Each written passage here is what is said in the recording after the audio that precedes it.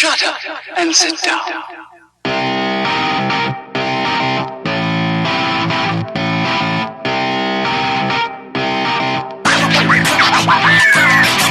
And welcome to the Week 12 edition of the BlackSwarm podcast. Hank Pfeiffer here with the man that was boycotting last week's, what did you call that? Monetary exploitation of high school athletes?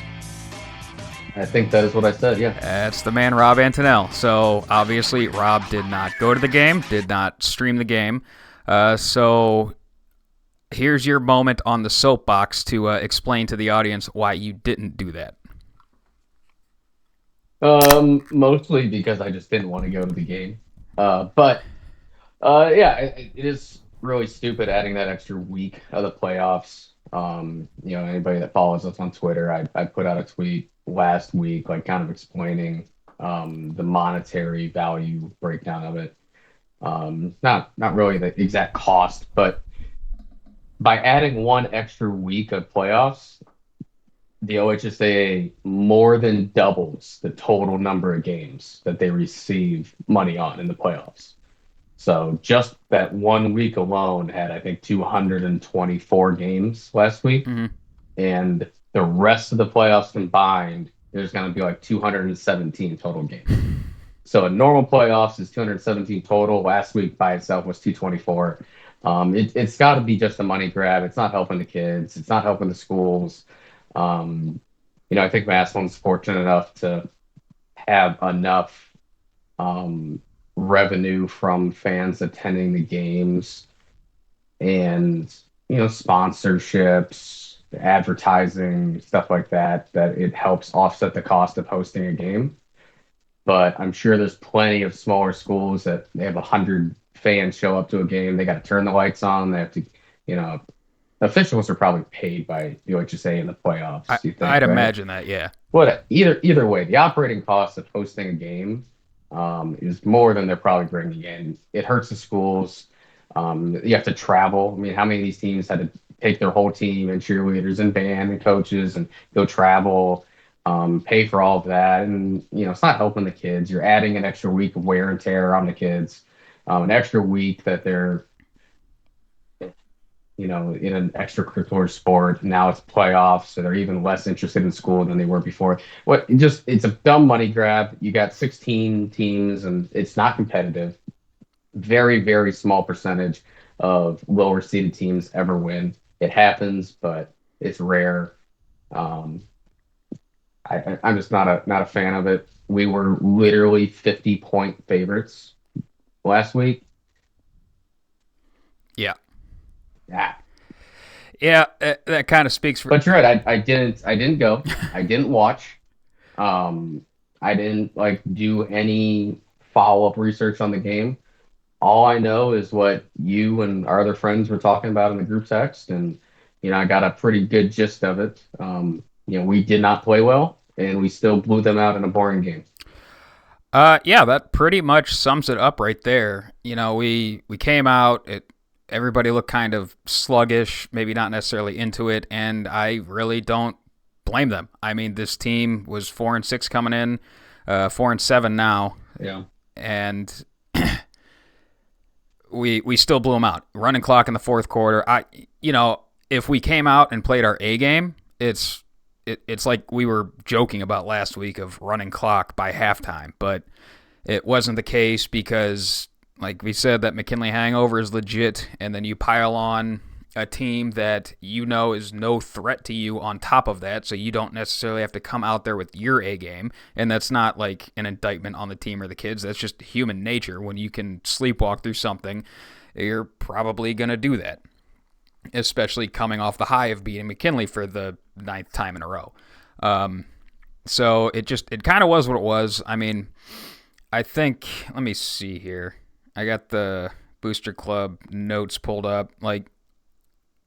Slaughter went 13 for 17 for 159 yards, but he probably could have had 3 more completions and another 100 yards and a couple more touchdowns tacked onto that, because there was a few different times, we ran play action, like a post with Jock Carter, and then the DB just gets horrendously beat because of the skill disparity there.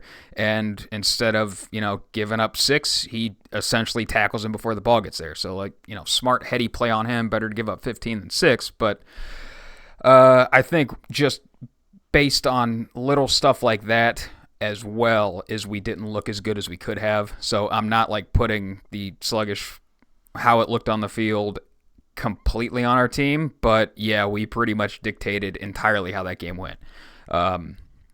We were talking about I think their first string quarterback, he was more of the runner, and then my boy J.J. Shackelford was the backup. He was more of the thrower. They couldn't move the ball on the ground on us really at all. So Shackelford played most of the game. He got hurt at one point and then came back in, which just is enjoying seeing a gritty football player. You like to see that, but they really couldn't do anything, and that's pretty much all we got. All right, so on to spreads. Go. No. We got a little bit of film. I don't have anything from last game because it was what it was, but we can at least look forward to our next opponent, Canal Winchester. Man, I need a new agent. Yeah, you and me both. All right, pulled a couple different highlights from a few of their players. This one is for their left tackle.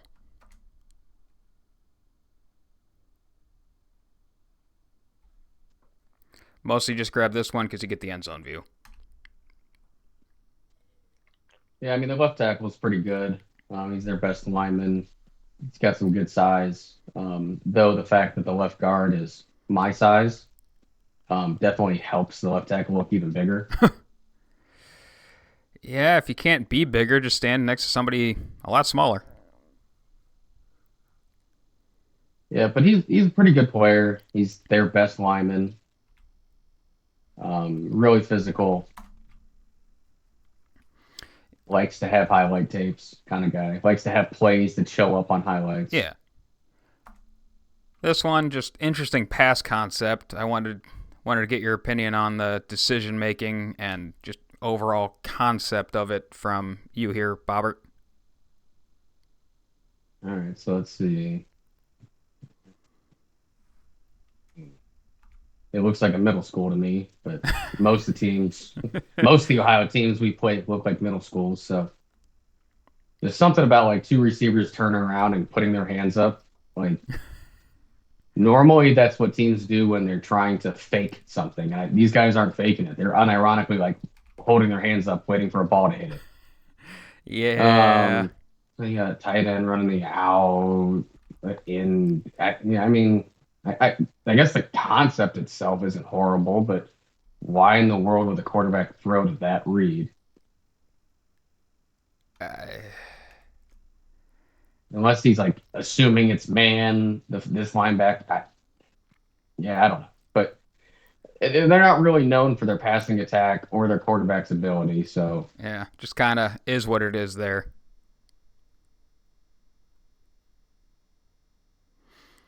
Little that same one we watched first play, a little tackle trap there. I guess we can let it roll through one more time. Or off tackle trap. But yeah. All right. So next up is their running back. This guy's more the powerback. They have two pretty decent ones, but he's got a little more thump to him, while he's the thunder while the other guy's the lightning.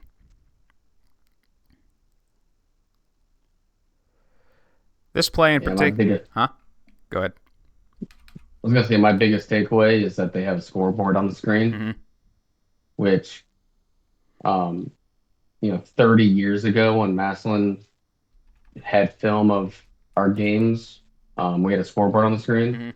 And then for the longest freaking time, Telpro kept telling us that they couldn't do it. It's not possible. It costs too much money. And I don't know if they do it now or not. So I feel like they do. But how many years did we watch film or you're live streaming a game and you just have no freaking clue what the score, what the time is? Yeah. And it's not that hard. It can be done. So I think the only way they went away from this to an actual score bug is because the score bug, like, just aesthetically looks better than the actual scoreboard in the corner. I have no issue with that. And so the thing that cost more was getting the software to make the scoreboard and all the timing stuff to, like, actually show what the game clock reads and what the scoreboard says and all that, communicate to what the score bug would read. That's the thing that would cost a lot of money. And so I don't have an issue with having the score. I mean, it could be an actual picture of the scoreboard. It could be a digital one. I don't care. Mm-hmm. It's just how long were you looking at it and there's nothing. Oh no! It, like, at the end of the day, as a fan, where all you had was the score and nothing else. Yeah, it was annoying as hell. I get that. But it's just like, once you decided we're going the score bug route, we're not putting the actual recording. We're not dedicating a camera and putting it up, pointing it at the scoreboard, and putting a little cut-in of that onto the screen. From there, the software to get all that extra information onto the score bug itself is what costs a shit ton of money for some reason. Yeah. Again, I don't have an issue with either one. Yeah. I'm saying there was a time where we didn't have a score bug or a scoreboard. Oh, we didn't. It was just film. We didn't have either? That was the issue. It was like, you need to have something up there. Oh, I gotcha. Yeah, you can't be watching, like, just, practice film. Like, there has to be something. There has to be some form of score/time on the screen. Yes, absolutely. I am 100% agreeance with you on that one. Yeah. All right, so this is their Powerback. Yeah. All right, this is their Powerback. I like how they run counter. Seems like a nice little change of pace play for them as far as changing up their keys a little bit, because they have the wing lined up on the right, running back lined up to the quarterback's left, and instead of kind of doing a counter step opposite and crossing the QB's face with the rest of the runs, or like how Masslin's ran counter a bit, they have the running back step like he's going to cross the quarterback's face and take it up the right side, and then counter step back following his blockers up the left.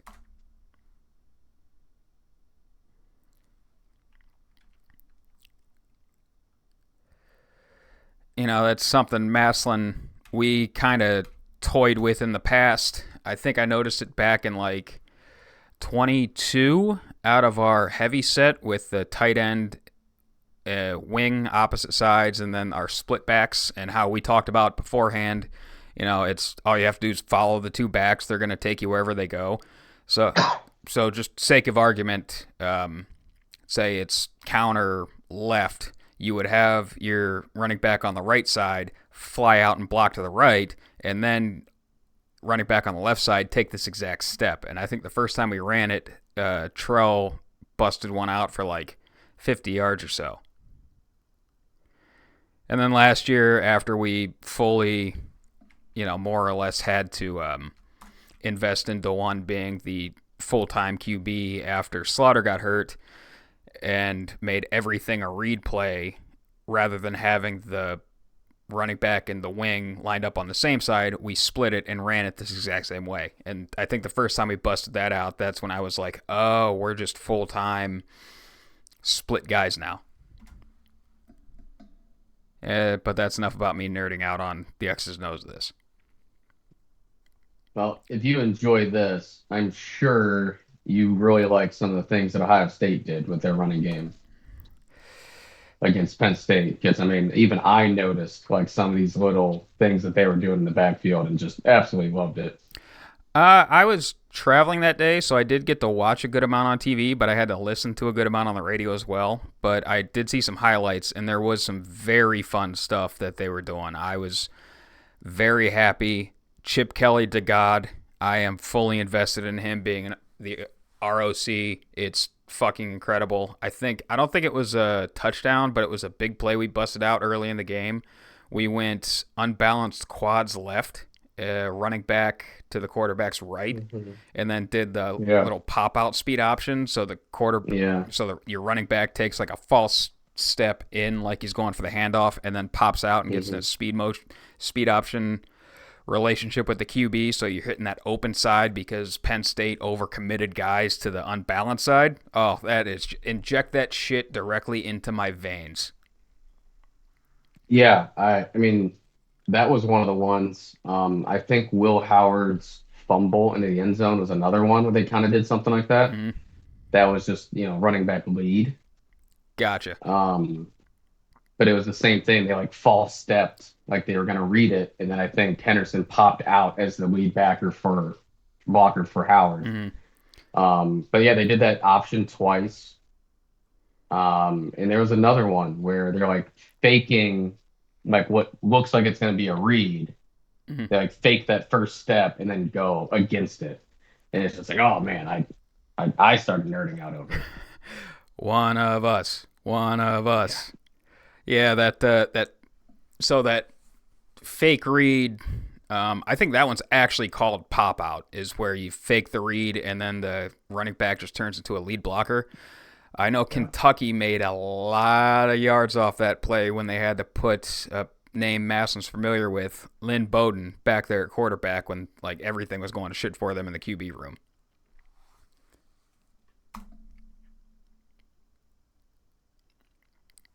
Here, another one, just shoot it straight into my fucking veins. So they go, you got split back tight end, and it's essentially counter, and the guy that's actually taking the ball runs a more traditional shotgun counter footwork, and then your other split back is leading up, and he's the lead blocker like your fullback would traditionally be on counter. So just a way to get to, a staple play, obviously, in their playbook, but out of a completely different personnel group and look than what the defense would usually see that play ran out of. And this is the stuff I live for right here. Just I'm guessing that they have like a power or ISO or something off of that. Oh yeah, where it does just go to the right. Yeah, so they have power inside zone. I think they have a triple option look out of it, or I'm conflating them with McKinley and the team from last week maybe. Regardless, they have a nice little run menu out of this stuff, out of their two-back set. That is can be a little confusing on these defenses.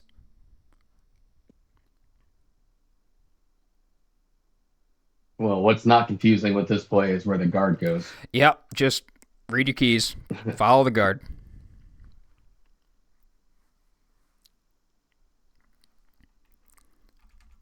I think I actually kind of checked out during this play when I recorded because I didn't realize how much of a dude this guy looked like on this one. I mean, guy looks like linebacker, gets a clean lane, comes downhill hard, running back hits a little juke move, makes a miss, breaks a tackle, gets some positive yards. Mm-hmm. So he doesn't quite have that breakaway speed in the open field, but it's going to take more than an arm tackle to get this guy down. Yeah, he's the power back. He's not huge. He looks pretty big on here, but on their roster, he's really not that big. But he runs really hard and he's tough to bring down. Yeah. This one is interesting. Outside zone from your own, 3-yard line? No. They're not all 10s, buddy. They're not all 10s. You ain't wrong. All right. This one is of their X receiver down here at the bottom of the screen. It's just 2 plays, so we can get through it quick. But this is your time to shine. Let's see. Okay. All right. Yeah, I really wanted to get your opinion on this one. Slant against press coverage. Yeah, I mean, it all comes down to if you can get a clean release or not. Because this is what happens if you can get a clean release. on a slant. He does a good job. Hmm. Nothing overly fancy, but gets the corner to commit to the outside with the outside step, breaks it back inside, and just looks for the ball right away. Did he put his hand up? It's like he knew. I mean, you weren't that open, buddy. It looks like he was. Maybe he wasn't. I I don't know. think yeah, I think he was fighting the DB's hand off of him. Yeah, that's just Yeah, I yeah. mean, it's a good rep. Looks pretty good. One of the better reps I've seen from one of our opponent receivers this year. And I believe this is some kind of weird cover three.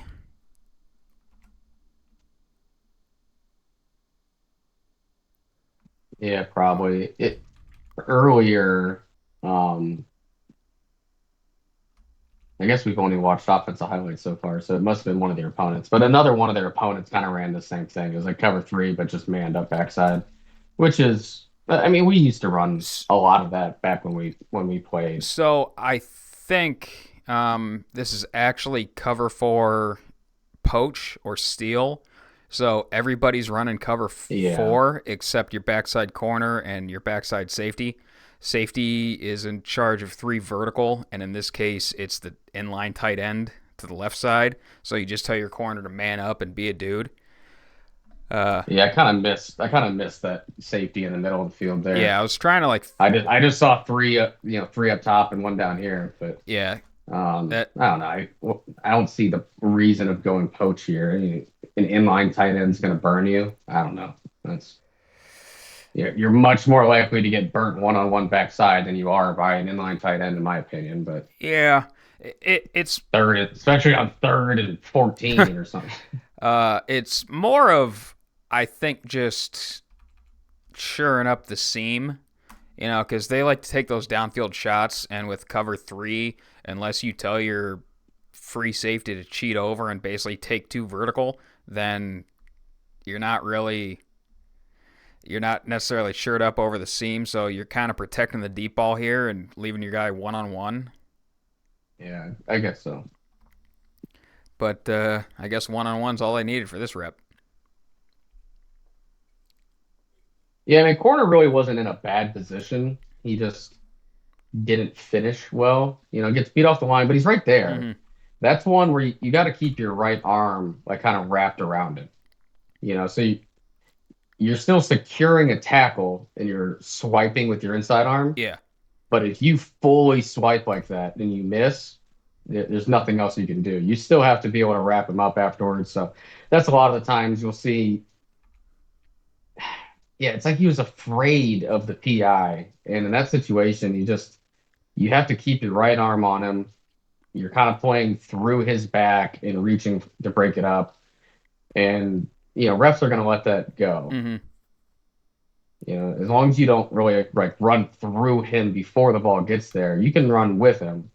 But yeah, he doesn't finish it well. He's in a good spot, and if he would have knocked it down, everybody would have said good play. But you know what happens when you don't knock it down? You give up six. So yeah, pretty good rep by the receiver, and really a good rep by the corner too. Just you got to finish. Yeah. All right. Next up, I believe is they run a little wide bunch. Yep. And here it looks like defense is committing full cover three. Yeah, that was a good route.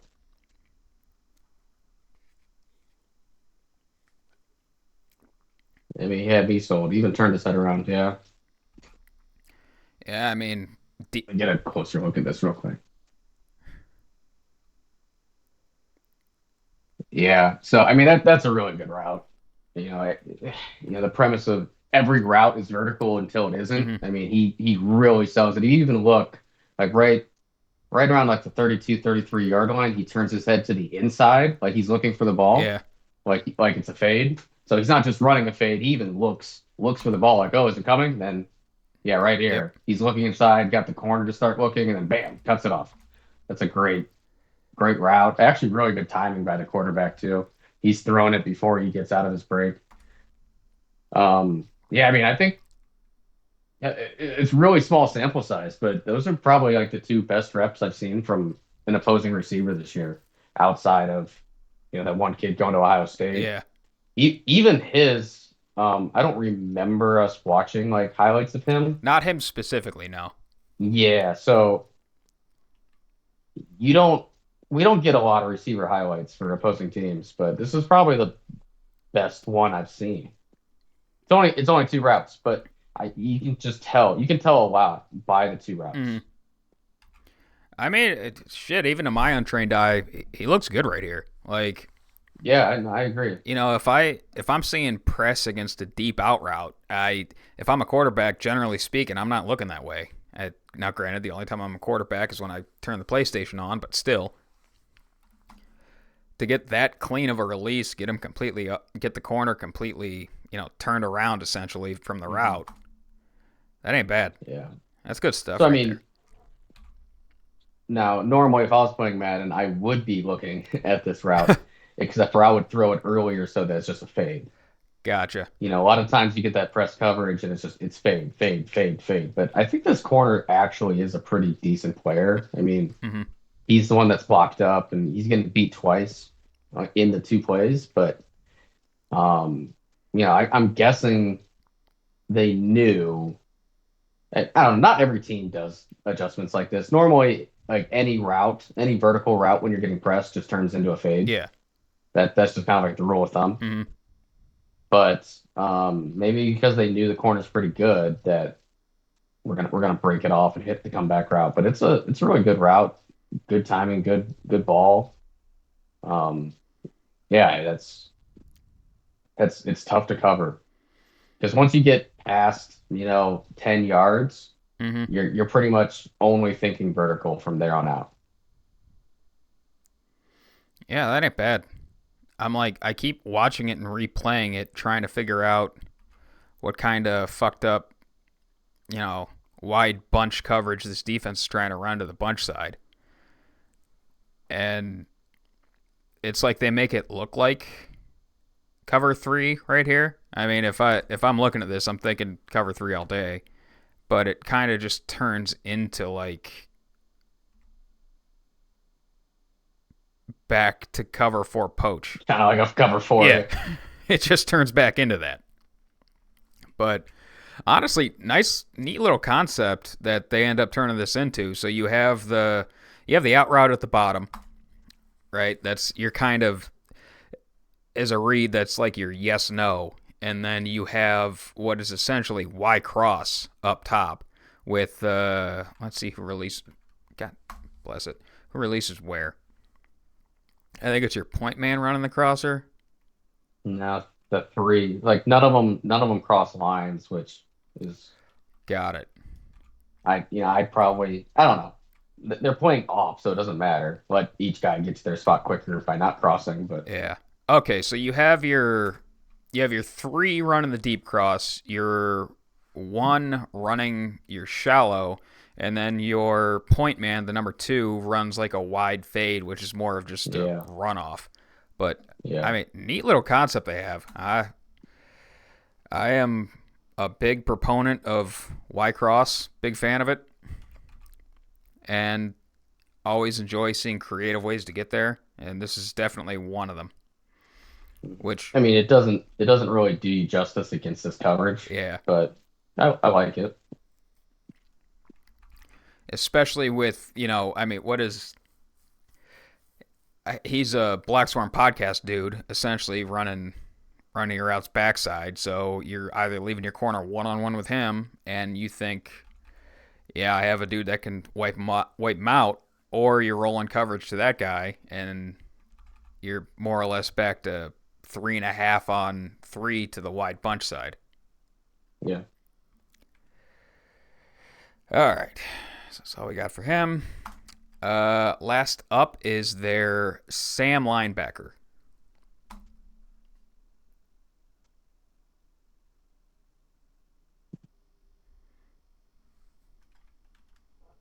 Just what comes off the edge, untouched. Yep.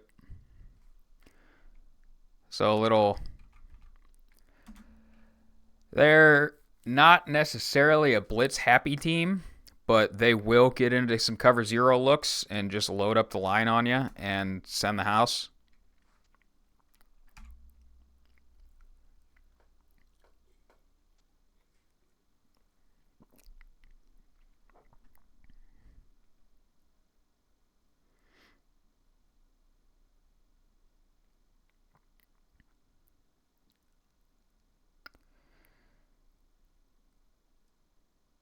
Yeah. So you said this was their Sam, right? Yeah.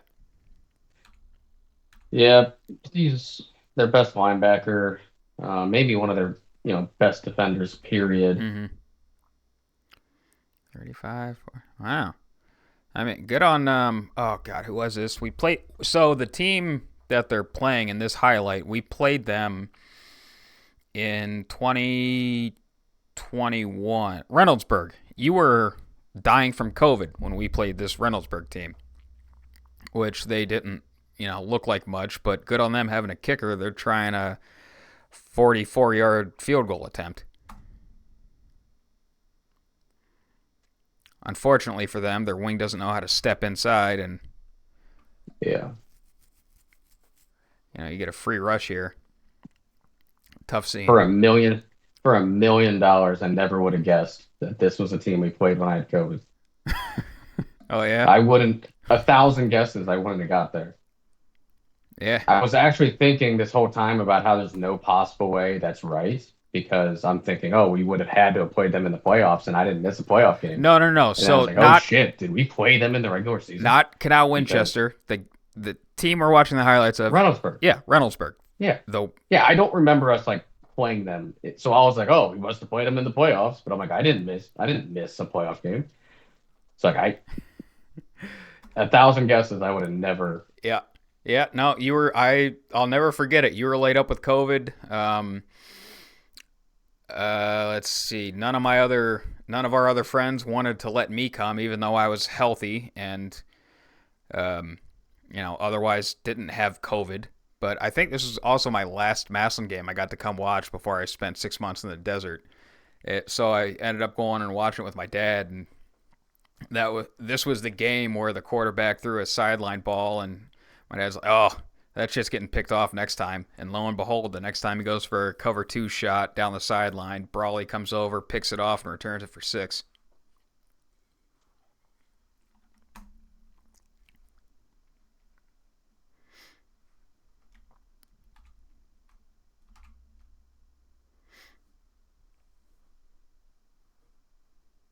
Well, every open field tackle is a good tackle, Yep.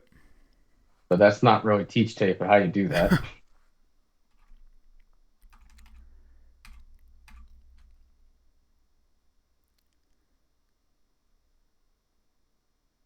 Eh. Not teach tape, but tackle's a tackle.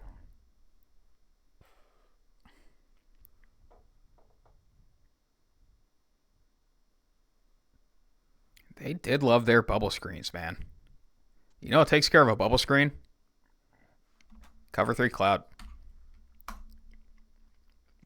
was gonna say it's not this Sam coming up and running through a block. That's not it. Okay. All right, on to spreads. Not quite, but we will hop out of film room and get into a preview of this team, Canal Winchester. Oh boy. Alrighty, the Canal Winchester Indians, and after the results of the election last night, we're allowed to call them that again, come in at 8-3 with their best win over a 7-4 Newark team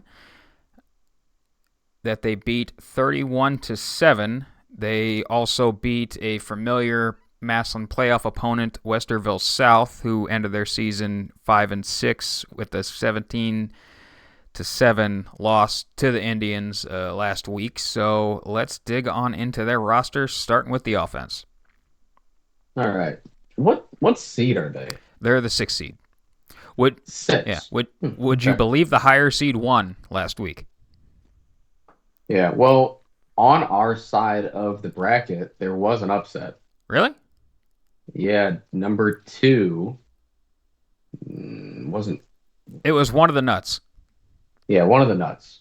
I don't think it was Big Walnut. I think it was Walnut Ridge, maybe. Let me look. I have. One of the nuts. The number 2 seed lost to 15, but that game was projected to be close. Gotcha. Yeah, Walnut Ridge lost to Kilbourne. Yeah.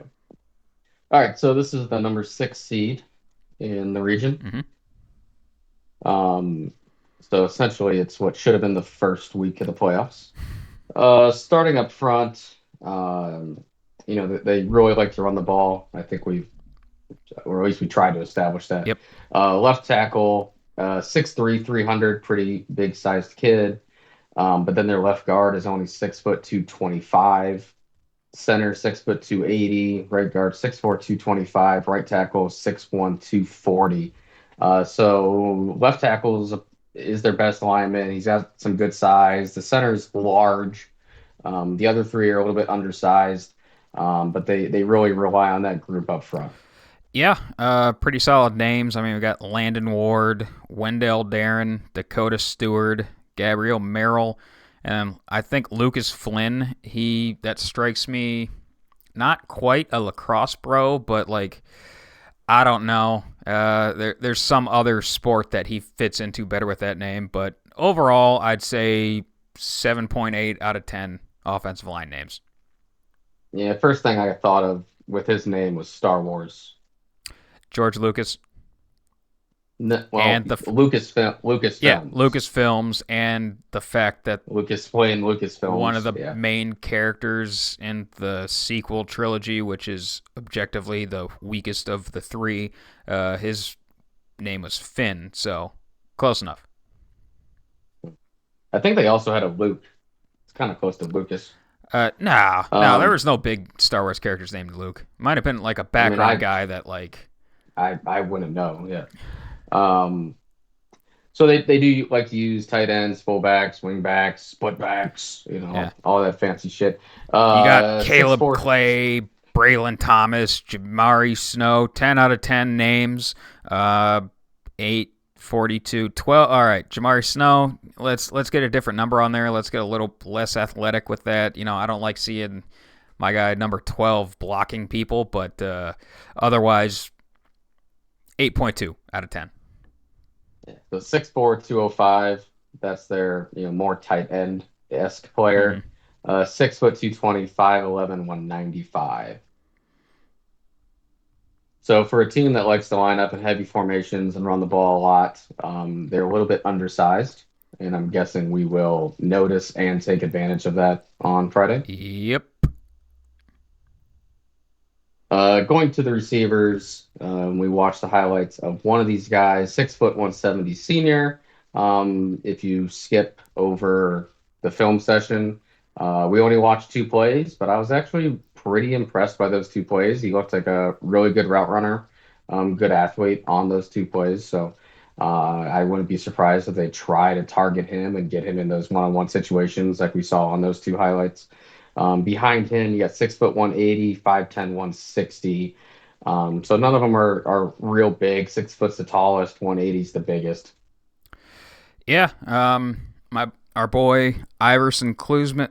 Yeah, Klusman. That's the guy you were liking. Any athlete with the name Iverson, he better have some juice, and he looks like he does. So that checks all the boxes there. Their slot receiver, Dennis White. Pretty boring name on that one, and he's number 89, and you're wearing that as like a slot guy. Yeah. He's a freshman. Oh, he's a freshman. All right. Yep. So yeah, 89 tracks. All right, we're back on board. Okay, I'm all in. Let's move on to their running backs. They do use multiple running backs, kind of a power back, and then some faster breakaway backs behind him. That power back, we watched the highlights of him. He's only listed at 5'9", 190. He definitely looks and plays bigger than 5'9", 190. But he's their power back. Looks like a pretty good player in the film that we watched. Hard to bring down. Not really the open field guy, but he's gonna break a few arm tackles and get extra yards. That's for sure. Yeah. So number 33 is their more power back type guy. Great number for that. Number 5, their more speed guy. Also a great number for that. But just Corey Howard and Torian Brooks. I feel like you could swap them and be like a little better off, but not bad. But they do have another back listed that they use a little bit is more of there's is another kind of speed back. They've tried it out there a few times. Number 2, Dre Jackson, 5'8", 155 junior. That is like your perfect off the bench speed type running back for high school. That one specifically, 10 out of 10. Love it. See, I'm not the name and numbers guy, but I think this actually works out really well. I mean, Corey Howard is their power back, and like that just seems right. Number 33, Corey Howard, like Corey Dillon and Eric Howard hybrid. Yeah. It's just a very just standard running back name, and he fits the bill for it. And then Torian Brooks, number 5, he's got some size to him, but he's also got speed. Um, he's the player that probably should get more carries than he does out of this group. Mm-hmm. 6'1", 195. He has the breakaway speed and some size. He's got the name matches. And then number 2, Dre Jackson is the speedster. That I mean, you couldn't draw it up better, in my opinion. See, it's the more I look at it, the more I like it. I think if I was gonna make like any changes to it, I'm gonna swap Howard and Brooks, just the last names, because Brooks it like hits a little harder. You have a little more like hard consonants in there, and then but Corey Brooks is a fullback. He's a Mike Allstott fullback. He's a guy you can line up like in the backfield as a running back and do that. And then Torian, take off the end. Let's go with Torio, and then that's a perfect speedback name. Torio Howard. Torio Howard. Oh, he's a clear 1-1. That guy is committed to USC. Yeah, I was gonna say he has a standing offer to USC or Michigan. Yeah. I mean, then just put Jackson Dre. I mean, like you ran out of names to swap, so I guess Dre Jackson just has to stay Dre Jackson. No, Dre Jackson's 10 out of 10. He doesn't need change at all. We're good. We are okay. Perfect. Let's see how you feel about their quarterback. 6'1", 210 junior. He is a pocket passer, game manager. Not the best quarterback we've seen this year, but I guess you got to go over name and number combinations. All right, number 13, fine. I'm good with it. Standard QB number. Quentin McGee is a kid that has a permanent wedgie scar. Yes. Yes, I love it, and it just like it works. Yeah. He's not really the best. If this kid was like a complete stud, like that, you can't be. He is Quentin McGee. Yeah. That's who he is. Yeah, that is Quentin McGee back there. That is like this kid has like had so many noogies. He's had oh God, what's the name for it? Where you just put his head in the toilet and flush it. Whirlies. Yeah, thank you.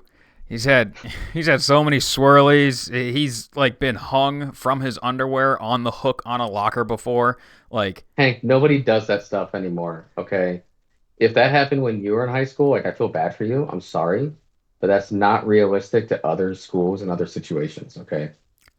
I understand. I'm just like rattling off your standard like 1980s movie about the nerdy kid in high school. That did not happen in the 80s, Hank. All right, that is not the life I grew up in. You're right. That you have a Hollywood fantasy.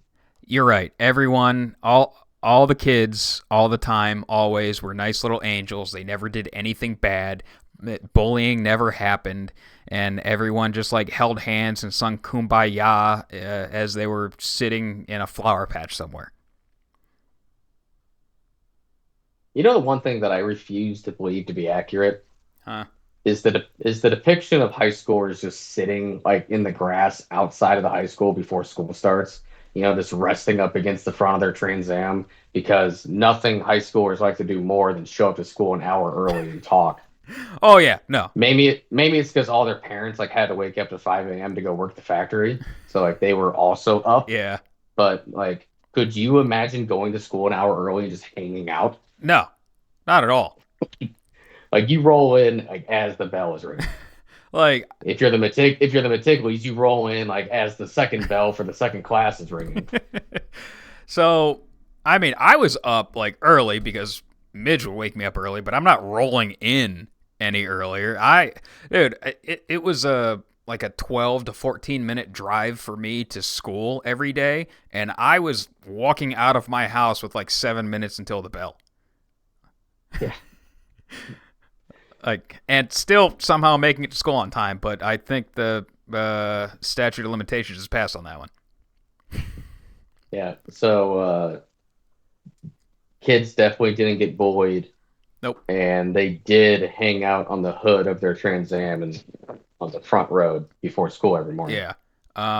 Actually, like, I'm thinking, I'm dropping the bit. Did swirlies like actually happen? Because that is like, like you always see it in like the stereotype of like it's a thing, I bully guess. scenes. Because I'm sure the writers didn't just like pull that out of their ass for movies or TV shows or stuff. But like that's just, you're kind of drowning someone for a second there. Like to start the process, you're shoving a kid's head like in. In a standing body of water. Just bobbing for apples. Yeah. Like, there's still going to be, like, a little bit of panic I'm assuming he doesn't want to do it. There's going to be some panic going on. You're not thinking about, like, just breath control and holding your breath, so your nose is upside down. You're not thinking about just, all right, breathe out the nose. Now they're going to flush it. Now we can breathe in. No, you are getting a nostril full and a lung full of water on that one. You are not having a good time. I never saw or even heard of somebody actually getting a swirly, like, throughout our experience. Yeah, no. I just think that's one of those things where you get back to class and you're just, like, soaking wet, and, like, there's no way around it. Like, somebody's getting in trouble. Yeah.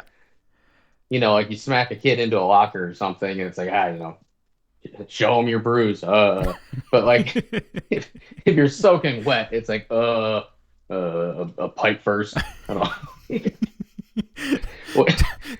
Like, did you just Mr. Magoo your way into like the pond outside in between class changes or something? Like, yeah. It's like there's no like you can't get away with that. That's the thing.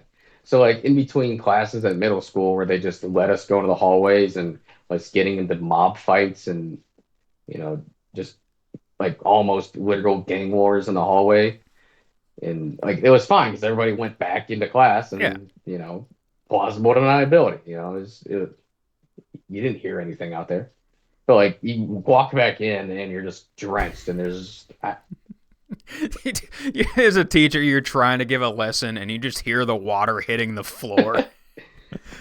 I'll be honest though, some of the teachers we had in middle school, it got to the point where, like, if you didn't seem like you're distressed, they probably would have let you just sit there soaking wet.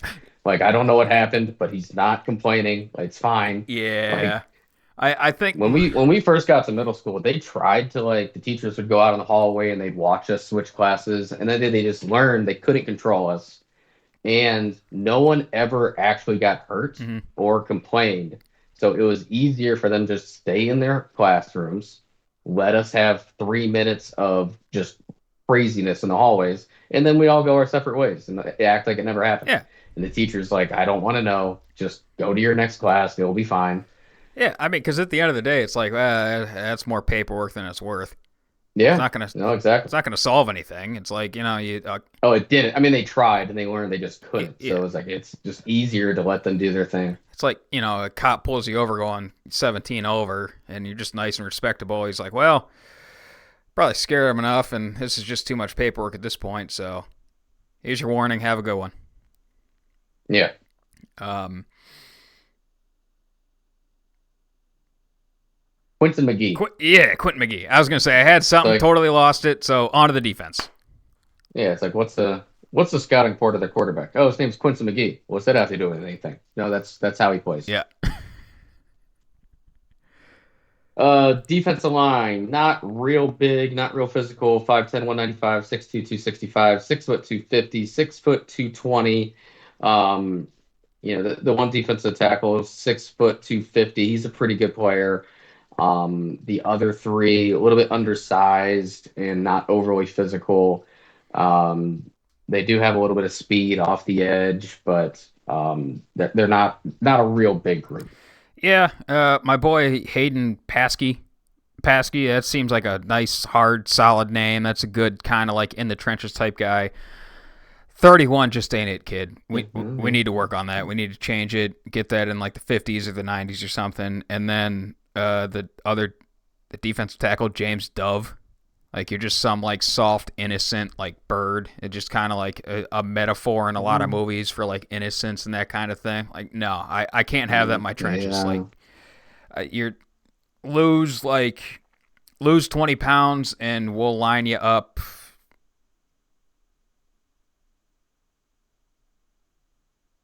Lose 60 pounds and we'll put you out wide. Yeah, somewhere where you can't be a dove. Yeah. Got it. Yeah. So, he's not their best player, James Dove. I want to go back to number 31 though. Their speedy guy off the edge. Yeah. What is the whole point of your segment is diving into people's abilities and personalities off of their name, right? Yeah. What is having 4 consecutive consonants in your last name? Like what does that do to you as a player? It makes you real like hard nosed, real lunch pail guy, real hard worker. This one, he's probably not like full on just blockhead type ogre because technically 2 of the letters are silent. I'm assuming. Maybe like half pronounced Pashki, maybe. Yeah. I mean, this is a I get what you're saying. Mm-hmm. It's not hard hat lunch pail kid. Yeah. Like he's working in the trenches. Yeah. He's driving the truck. Yeah. Well, he's like a construction worker like nowadays. He's not like one of the guys from the photos when they're building the Empire State Building, just like up on a steel girder, like 80 stories in the air, sitting there eating his lunch. Mm-hmm. But you walk by or you drive by, road work, and he's out there doing stuff. Obviously, it's not going to be as life-threatening as it was 80 years ago, but he's still out there getting after it. Okay. All right. And then numbers 31 you didn't like, 52, 50, 42. 42, Braylon Thomas. Absolute liability there. They just don't have anybody better to put there. Strictly off the number 42. I was like, is that your scouting report or the number? Because I think it just matches. Strictly off the number. Okay. Well, it matches. Linebacker is the Sam we watched the highlight tape of 5'11", 180, the Mike 5'7", 190, the Will 5'8", 180, the Jack 6 180. So they don't have a single player over 190 pounds in their linebacking core, and the one that is 190 is only 5'7". So he's a stout guy in the middle, but again, not a real large group. And I mean, I'm sure we'll get to it, but I think we will take advantage of them up front. Yeah. Brody Harmon, he's their Sam linebacker. He's the one we watched a little bit of the highlights of. Nice, solid. Like it's hard sounding coming off the tongue, but it's still a bit of that like skill guy type name. And am I saying that because I played with Brody Tond and he was our quarterback and receiver, and so I just associate the name Brody with skill guys? Yes, absolutely. But still a little bit of linebacking core juice to the name there. Number 7, he's Sam linebacker. He's playing a little bit more in space, so I'll allow it. Brady Davies. Soft name. I don't know how to say it. Brady Davies, like you. Mm-hmm. Yeah, I don't think you're supposed to say it like that. I think that's the issue. I mean, you do Brady Davies, and it's like, yeah, that's just that doesn't work. All right, how would you say it then to make it work? I don't know if you can make it work, but it's definitely not Brady Davies. Yeah, it sounds like kind of a one-hit wonder, like a 1980s pop rocky type band. I was thinking like Beach Boys vibe. Beach Boys could work. I'm thinking this guy had like one hit topped out at like 18 on the top 40. You hear it on like 98.5 once every 2 months or so. Mm-hmm. Type name. Joe Bucy. There's something about it I love. Joe. Yeah, you got to give me a Joe Bucy. Oh yeah. I want a Joe Bucy in there. If I am putting guys in the box on defense, I want my boy Joe Bucy in the box. But number one, we gotta change that shit. Like, we can't have those light numbers in the box, especially when you're 5'8", 180.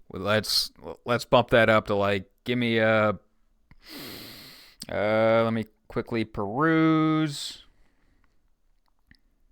All right, you put him in number 34 because that seems available from the scouting report. I'm all in. My boy Bucy. Eric Hardy. Yeah. Absolutely in. The one of the lesser known Hardy boys there at the jackbacker spot. But Zacchaeus Davis, oh my God. You tell me Zacchaeus Davis, if this dude, number 23, he's their backup Sam linebacker, if he doesn't have like dreads, 80 armbands, and isn't an absolute menace lined up on the edge is number 0, what are we doing here, folks? Yeah, no, I agree. I want to go back to Brody Harmon. Okay. If Brody Harmon played for St. Ed's. Oh, absolute stud, offer to Penn State. Yeah, I was going to say he's a 4.2 GPA, Fox 8 News scholar, athlete of the year, going to Notre Dame, fully fluent in Latin. Yep. But for Canal Winchester, it's, their best player on defense that, I don't know, maybe his dad sells cars or something. I don't know. His dad sells cars, and he's going to step in day one as a manager. Yeah. Let's get on to their secondary. Free safety, 6', 180. If we go over to their corners, 5'8", 155, 5'8", 150, and their safety, they'll move them around, but they're not great on the back end. Yeah. Of note is the two of the safeties are also their starting wide receivers. So, it's some two-way players. You're going to have that with a school like this. But the third safety there, Dakota Mallerie, that's tough kid. Like, yeah, I guess Dakota, that's kind of hit or miss. Like, you're either like an absolute backwoods hillbilly type kid, yeah, or he's the whitest one you'd know. Like, not skin color, but personality. That is the whitest kid like clean cut, shirt tucked into his pants, suspenders, and a belt for some reason. And then the last name Mallory, like I guess it's a little regal, but it's still a girl's name. And it's like you don't get to choose the surname, so it's not even like a boy named Sue type situation. Yeah, but you don't usually double down on it. Yeah, it's tough. He's just lucky, very, very lucky. There's a Quentin McGee on the team. Yeah. I mean, at least that one's fun. Dakota Mallerie is just like depressing. Yeah, it's bad in a boring way. I guess that's the best way to put it. But 6'4", 9. Hope he has a good middle name or something. Like he goes by Frank. I was thinking something like Megatron. Yeah, that's it. Yeah. Megatron Mallerie out there, roaming the middle. Oh, no, he still goes by Frank. He just chose that one. His middle name is Megatron, so they call him Frank. Yeah. Got Yeah. it. It's like, you've been best friends with this kid for like 7 years, and then substitute teacher one day is like, is there a Dakota Mallerie here? Present. What? Frank? Name's Frank. No, it's Frank. actually Dakota. Where'd Frank come from? I picked it. Yeah. All right. My parents picked it for me. No, if you just say like I go by blah blah blah, it didn't come from anything. It's just like that, and you just confidently, casually say, yeah, I go by that. Like, I'm not asking any more questions because I'm only going to get more confused at that point. Mm-hmm. Yeah. Cornerbacks. What about him? I'm asking you because I am very excited for number 3 here. I mean, I listed off their size. Okay, so once again, 5'8", 155, 5'8", 150. Dre Jackson, who's one of the receivers or running backs. Yep. The speedy running back. And then number 3. Emmanuel Kupto. Oh, Kip2. Yeah. I just like completely. I read it earlier, and then we started talking, and then it was in my head, and then it wasn't. Kip2. Emmanuel Kip2. Phenomenal name. Like, bad in the best way possible. Like, it's so bad it's good, because Kip2, until I said it, like, out when I saw it, I'm like, oh, this is awesome. I said it out loud, and I'm like, oh, this is a Star Wars side character. But, Emmanuel, nice biblical name background there, so you can't really mess with him. Probably goes by Manny, which... Manny Kip2, yeah. Manny Kip... I mean, I love it because, those are the things you want on your... You want one corner that is just, like, super flashy, star-studded, name. Then you want the other one to, like, be your accountant. Yep. You want some very, not that Manny Kip2 is a normal name, but it just has a very, like, the cadence to it. It's just very, like, that's not the flashy guy back there. No. If the only thing I could... Like, I'm mad that he wears number 3 because, like, he should be the corner that wears 44. I was going to say 49. I'm glad we're, like, right there on the same page with that one. Yeah. My boy Manny Kip2, love it. Fuck, 10 out of 10 right there. Absolutely.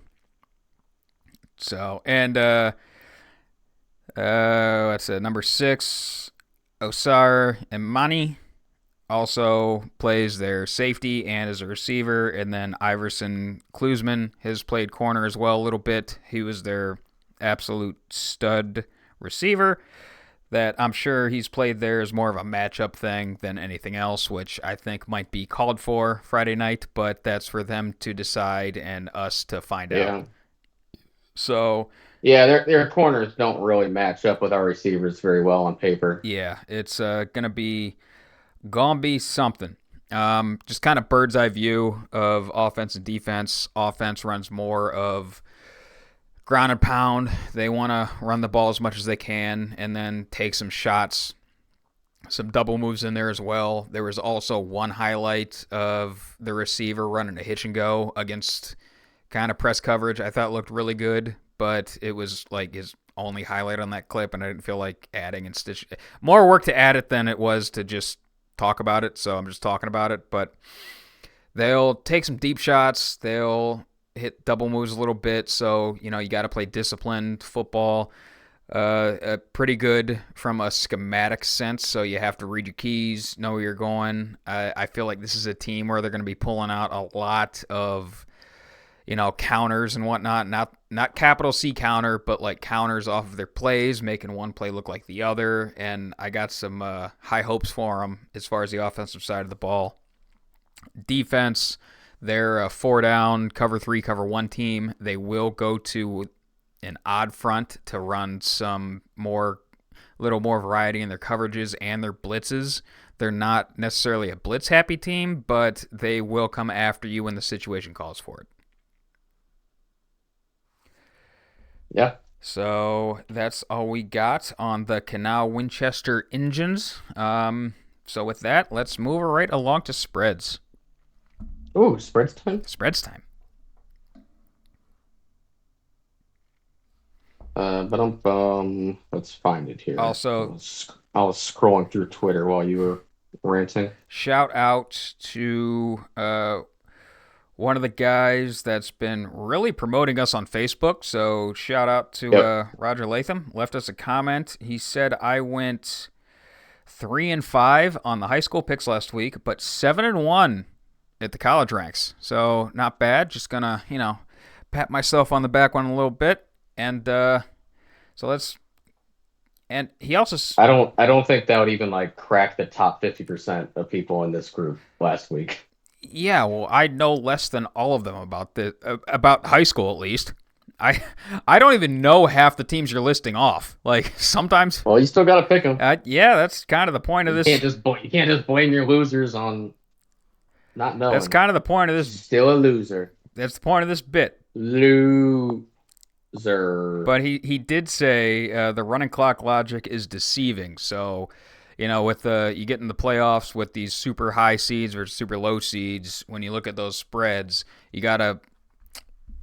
The running clock thing, I think I'm giving a little too much credence because, like, looking at some of the scores at the end of last week when it might have been like. Yeah, there was like some 75-0. Like, oh my God, I think the.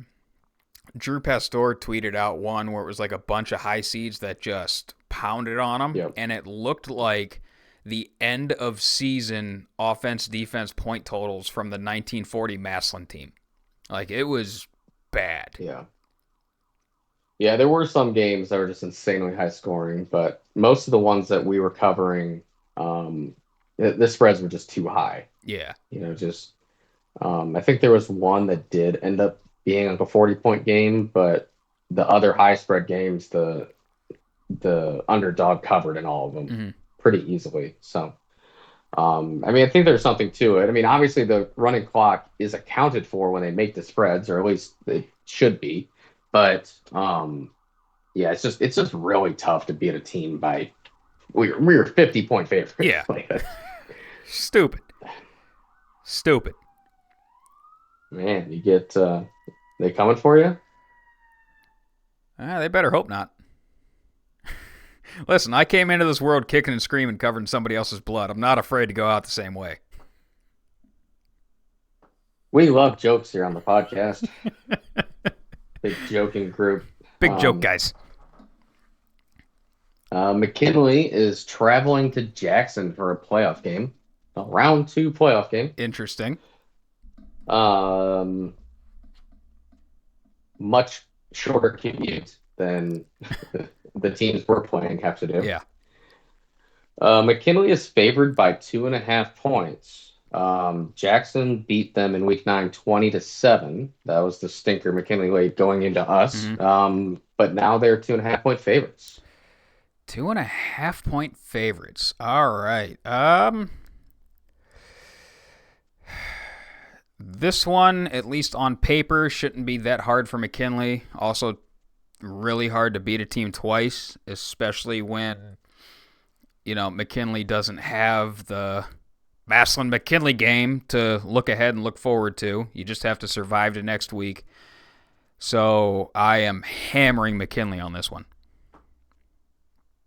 All right, another rematch. You have Warren going to Fitch, which they just played in week 10, where Fitch was heavily favored, but Warren won 35-21 in a big upset. So this time Warren is favored, but by 3.5.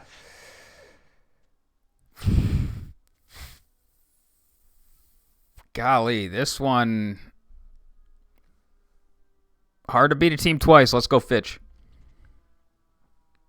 Lake is traveling to Hoban. Oh, God. Hoban. So Lake, after losing a 1-point game, in week 8. They have been on a tear since then.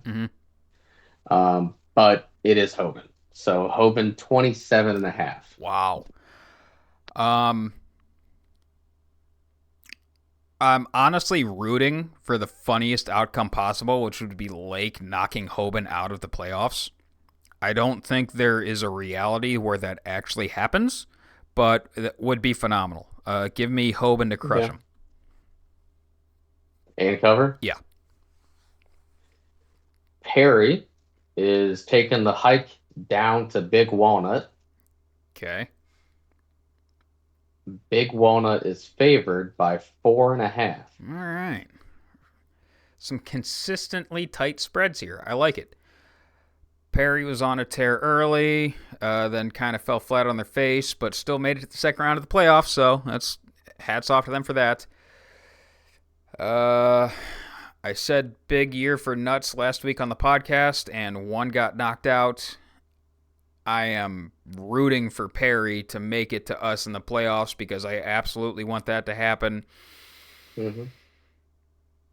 But they don't have the juice. Give me a big walnut. Let me see. Skip over ours. We have Villa Angela St. Joseph going to Ursuline. Ursuline 9.5 point favorites. Villa Angela St. Joseph. Yep, it's a Cleveland school.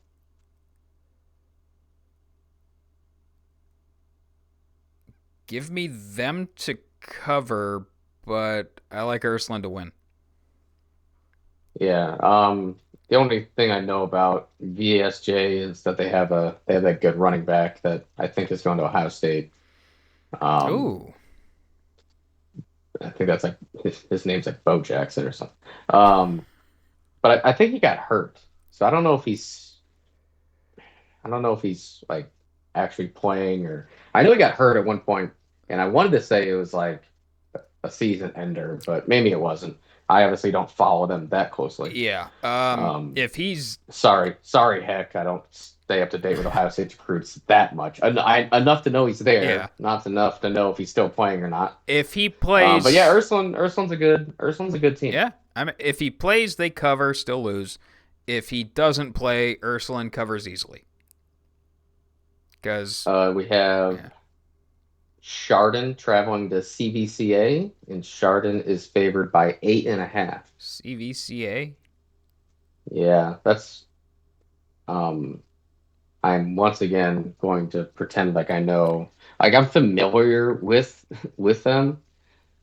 Hey, I was right the last time I guessed. Cuyahoga Valley Christian Academy. Ah, got it. Um, I'm somewhat familiar with them when there's an assistant basketball coach at Massillon when we were like really young, and he had a kid that was our age. So like I knew the kid, and then he went and took over the head coaching job at CVCA. He was there for a long time. His kid ended up going there. His kid was a really good player there. Gotcha. But it's like they're not far away, and yet nobody knows who they are. Yeah. Kind of like it's like weird that we wouldn't be familiar with them. I think I picked against them last week, just completely based on the fact that the Christian academies aren't generally known for their football.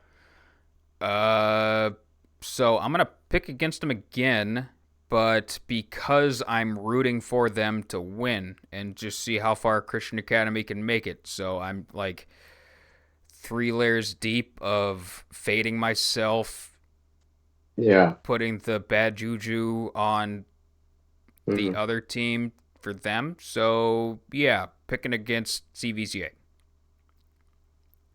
All right, so here's an interesting one for you. We have Glenville on the road. They are playing at West Branch. Um, because Glenville, the team we once played in a Division One Final Four, is now playing at West Branch in the playoffs. Also defending West, defending state yeah, champ Glenville. Glenville, yeah. West Branch is a good team. I want to say I think they're undefeated. Yeah, West Branch is 11-0. They're undefeated. But it's West Branch, and it's Glenville. So Glenville 16.5. Glenville 16.5. There's something about the name West Branch. I know nothing about them. Don't know where they are. No clue. The name, for some reason, just screams like gritty, coach's son, gym rats, deceptive speed type school. So I'm going to go with Glenville to bring down the hammer. West Branch is out east of Alliance. It's past Alliance. Out east of Alliance. Yeah, there ain't nothing out there. Give me Glenville to hammer. Yeah. I mean, I knew that's the kind of school they were. I just wasn't sure exactly where it was. Yeah, they're just east of Alliance. So Glenville's got to take the hike down there, but they are 16.5-point favorites. Undefeated West Branch at home, but Glenville's a powerful school. Knocked off St. Ed's. We have Northwest going to Streetsboro. Northwest coming off a strong performance. Their best players back. But Streetsboro is favored by 23.5. Holy shit, that's a lot of points for the second round.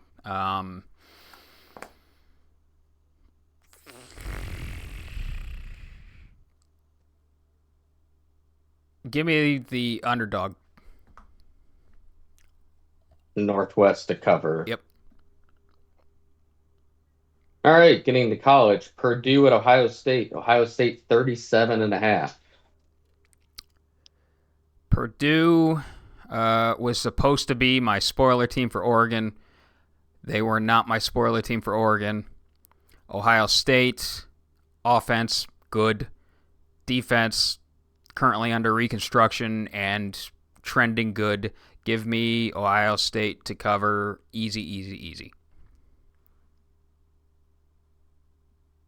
Did you just have to work your way into saying Ohio State's defense is decent? Schematically, they're rebuilding it. They're essentially restructuring it since they got their asses rocked against Oregon in so many ways. I know it was a 1-point loss, but we saw a lot of bad Ohio State defensive clips. It's turning into a lot more of what Jim Knowles ran at OK State. They're still doing it out of the 4-down looks rather than the 3-down, which he initially ran. But they're getting a lot more creative schematically with the shit they're doing. They're not just coming out in a 4-down cover one. Here's what we're running, kids, every fucking snap. So on the X's and O's chalkboard, they're getting a lot better. Yeah, so I think I saw somewhere that was the first time Penn State hasn't scored a touchdown in 10 years. Or maybe 10 Ohio State games or something like that. Holy shit. Yeah, but holding Penn State to no touchdowns.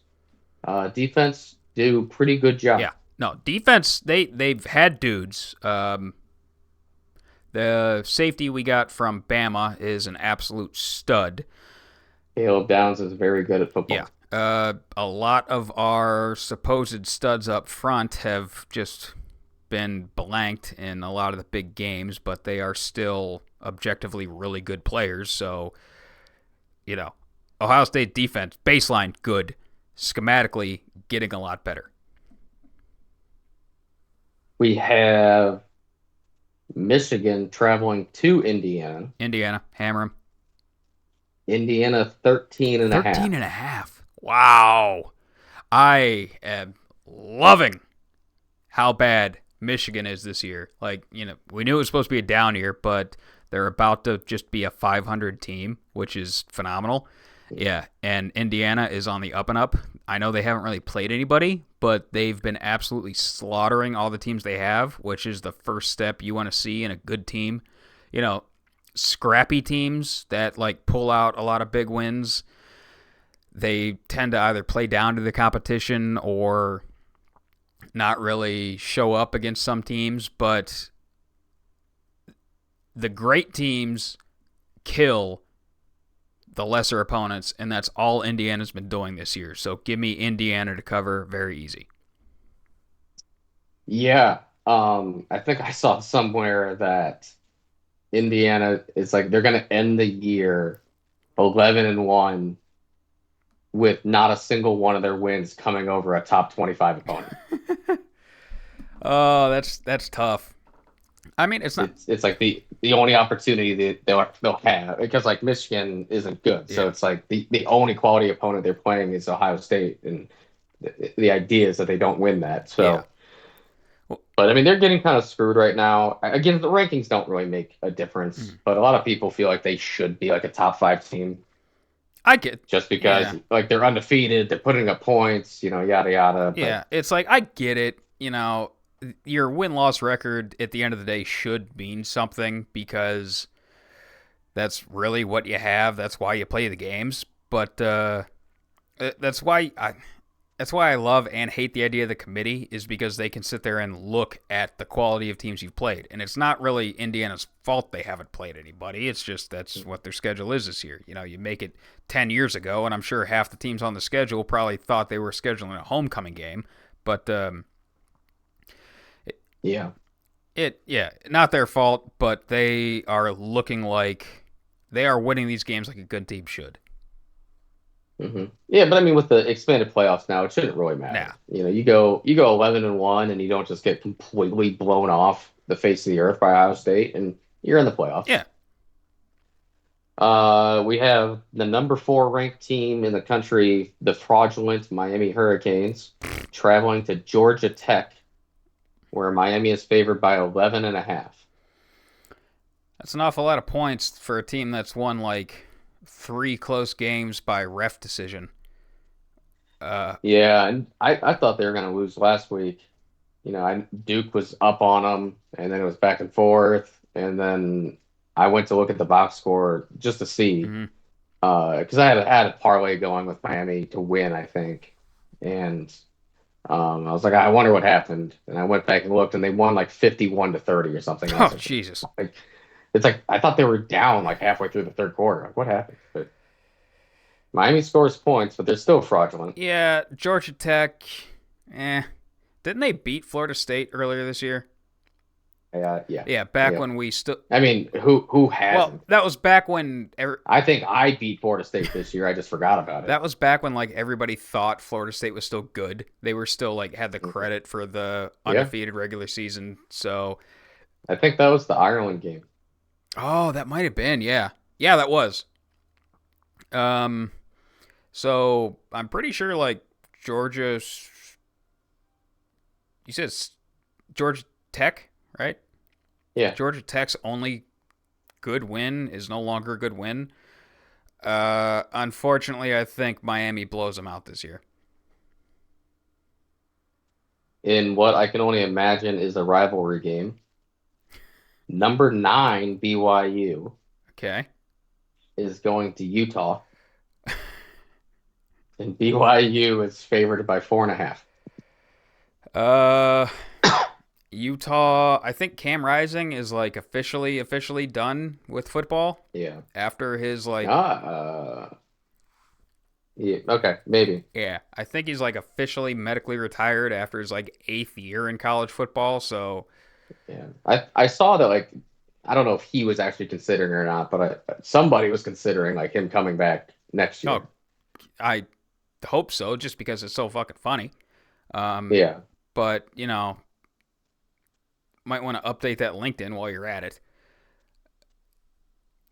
Give me... Well, I can only imagine he has like 4 master's degrees. Oh, yeah, has to. A master's in... He probably got his bachelor's in, like, communication. He's got a master's in general studies, basket weaving. I mean, a lot of these guys end up graduating in like 3 years anyway. Yeah. So, like, you graduate in 3 years, and then you have to take X amount of credits to keep playing. So, like, he has 4 or 5 years of post-grad work that he's been doing. Like, it's like, and now trotting out there for Utah is Dr. Cam Rising. He's sitting in classes with, like, the veterans using their GI Bill, and the vets are looking at him like, who's this old guy? Yeah, really. Yeah, no. BYU, good. Utah, Meh. Give me BYU. Florida traveling to Texas. Texas 21.5. It's a lot of points. I know Florida down bad to Yeah. what they should be this year, but they gave Georgia a game. I think that's more an indictment on Georgia than it is saying anything about Florida. Texas really needs to say a lot to, kind of still wash the stink off that loss to Georgia a few weeks back. So give me Texas to come out with a purpose and cover. Cover. Number 2, Georgia traveling to Ole Miss, number 16. Ooh. Georgia 3.5 point favorited road team. Georgia really good. Ole Miss offense really good. Ole Miss defense, don't know shit about them. Georgia offense has dudes ish, and also a very, very, very not conventionally attractive man taking snaps for them at QB. Yeah, he's had some bad moments this year. Yeah. That's for sure. Ole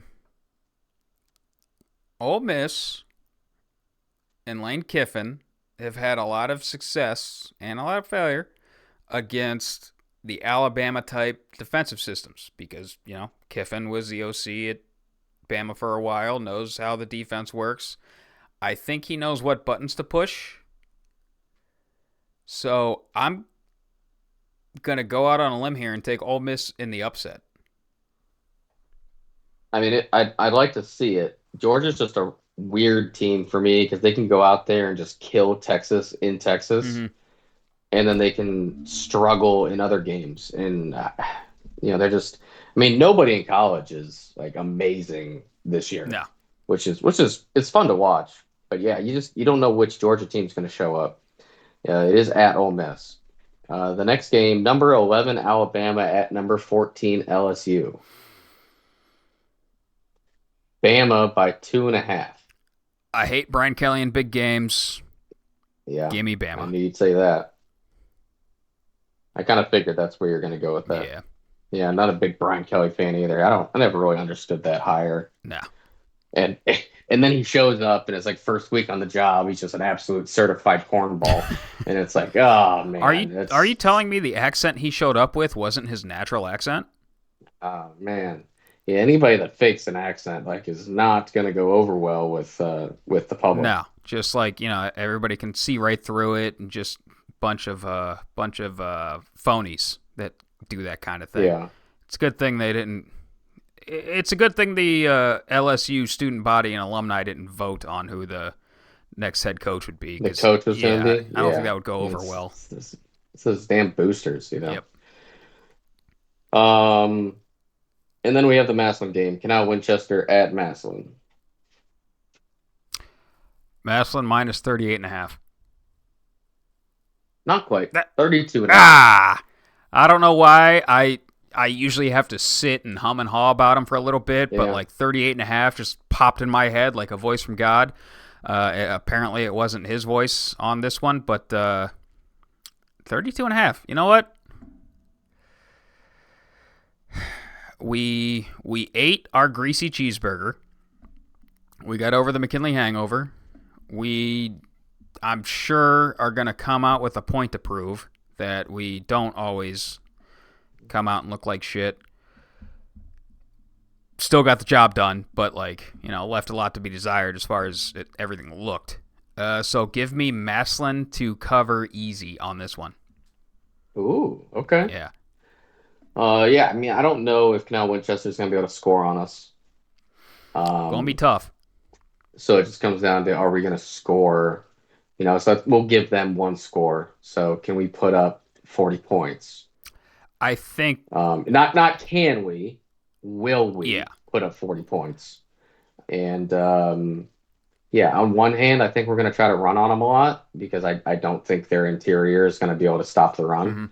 But at the same time, their secondary won't be able to stop us if we try to take shots deep either. So Um, this is a tough one for me to call. I've been taking a lot of the unders. Mm-hmm. But yeah, this one's tough. I'm not sure. I'm not sure which way I want to go with it yet. Yeah, I mean, so we were like very run heavy last week. We were coming out trying to establish that, and we did fairly well. But we were wanting to take shots. I mean, we took a few different play action shots downfield last week, but like I said, it was just like, I see us come out in a heavy set, and it's like, I'm kind of feeling play action. It's like as soon as the snap, the line's more pass blocky, and it's like eyes immediately go to Carter, and I'm watching him, and beats the corner, and then the corner just does the worst pass interference you ever seen in your life because he's saving 6 points. So I think that's still in our blood. We're still going to take some shots, and I think we're going to connect more often than we're not on this one. So give me Massillon and the points. All right. That works. Mark it down. Yep. So with that, do we have anything else to talk about tonight, brother? No. All right. I don't think we had this much to talk about. Well, hey, we managed to stretch it out. So just like our forefathers conquering the West, let's go out there Friday night and beat the Indians. Go Tigers.